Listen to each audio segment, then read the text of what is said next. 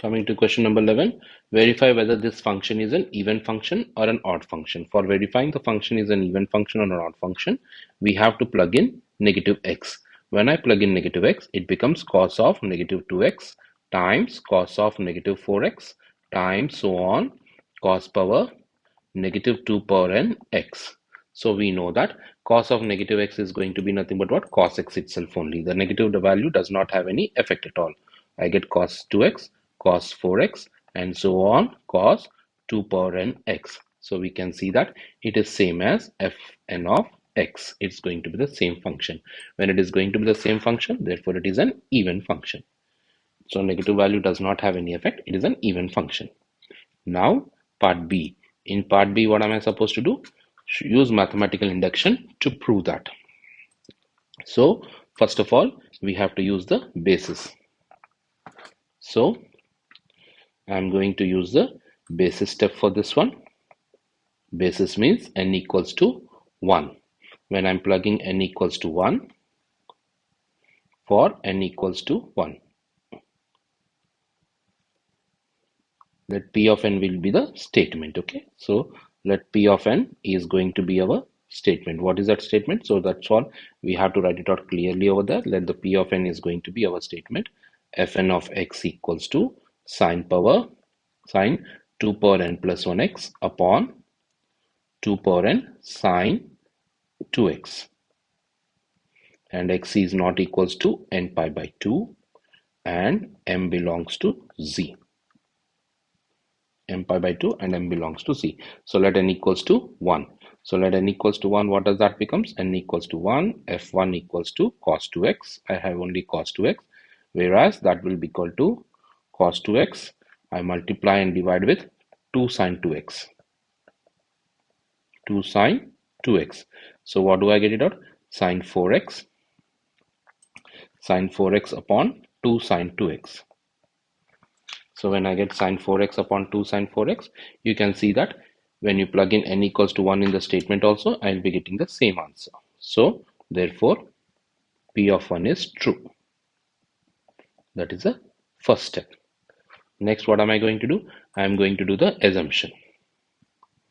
What do I assume? Assume cos 2x plus cos 4x, cos 2x times cos 4x,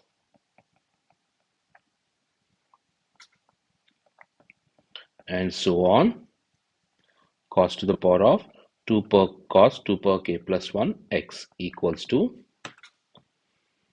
sine to the power of sine 2 to the power of k plus 1x divided by 2 power k sine 2x. This is our substitution. Now what am I going to do? I have to prove that it is true for n equals to k plus 1. So P of k plus 1. This is P of k is true. P of k plus 1. For that, what I'll do? F of k plus 1 x is nothing but what? F of k times cos of 2 power k plus 1 x. So f of k we have already assumed as sine 2 power k plus 1 x upon 2 power k sine 2x times cos 2 power k plus 1 x. Next, what should I be doing it out? Multiplying and dividing by 2. So that the numerator becomes 2 sin a cos a sine 2a. Sine of 2 times 2 power k plus 1 x divided by 2 power k sine 2x. So what does that becomes now? Sine of 2 power k plus 2 x divided by 2 power k plus 1 sine 2x. So we can see that it is clearly satisfies. So P of k plus 1 is true. If P of k plus 1 is true, so what we can do? Write the conclusion. By induction, principle of mathematical induction, P of 1, P of k and P of k plus 1 holds. It implies P of n is true for all values of m belongs to z plus. That's going to be the answer. N belongs. This was n. N belongs to z plus. That one was for mathematical induction. Now, the next part of the question. What is the next part of the question? It says, find the first derivative and find the equation of the tangent. Those two are interrelated to each other. So, coming to the next part of the question, find the first derivative. So, f of nx is nothing but what? 1 upon 2 power n times sine 2 power n plus 1 x upon sine 2x. So, this is quotient rule. So 1 upon 2 power n will remain as it is. Then I write sine 2x times 2 power n plus 1 times sine derivative is nothing but what? Cosine. Cosine 2 power n plus 1 x minus next time sine 2 power n plus 1 x will remain as it is. Sine 2x derivative is nothing but what? 2 cosine 2x divided by sine square 2x. So we can leave it off over here. No need to simplify it further because he did not ask us to simplify. And coming to the last part, was he asking? He was asking us to find the equation of the tangent. So for finding the equation of a tangent, I need to know the slope. So at equation of a tangent at any another point has been given at x equals to pi upon 4. So what am I going to do? I am going to plug in pi upon 4 in this derivative. So m equals to 1 upon 2 power n sine 2 times pi upon 4 is sine pi by 2, 2 power n plus 1 cos 2 power n plus 1 times pi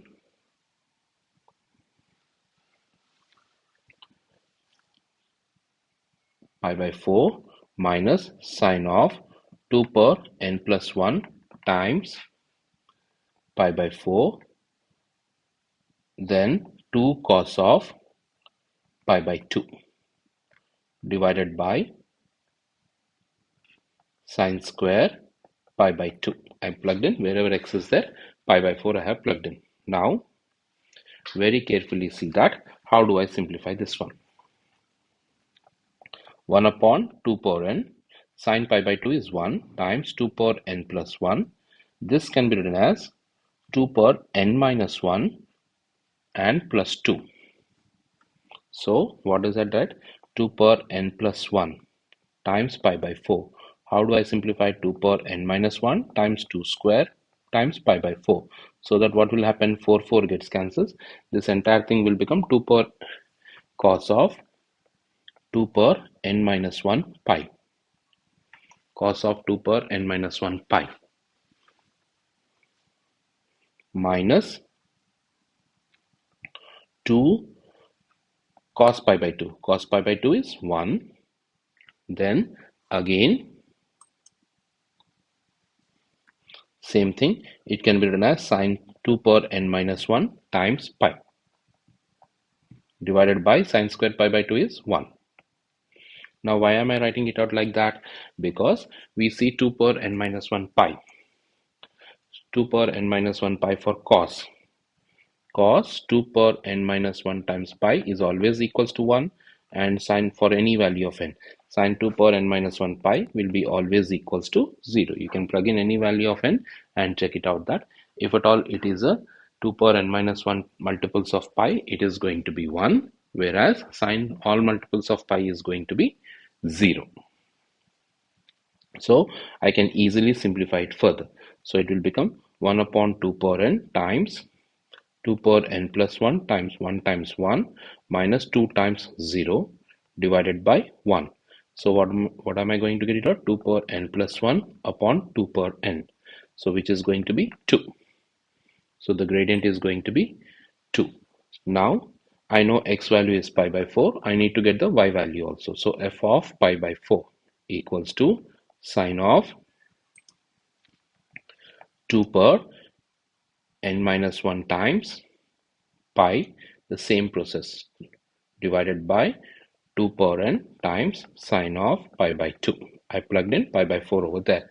So again we know that 2 power n minus 1 times pi is always, multiples of that one will be always going to be 0. So 0 by anything is 0. So then I use y minus y1 equals to m times x minus x1. So y minus 0 equals to 2 times x minus pi by 4. So y equals to 2x minus pi by 2. Then I further multiply it out. 2y equals to 4x minus pi. So 4x minus 2y minus pi equals to 0. That's going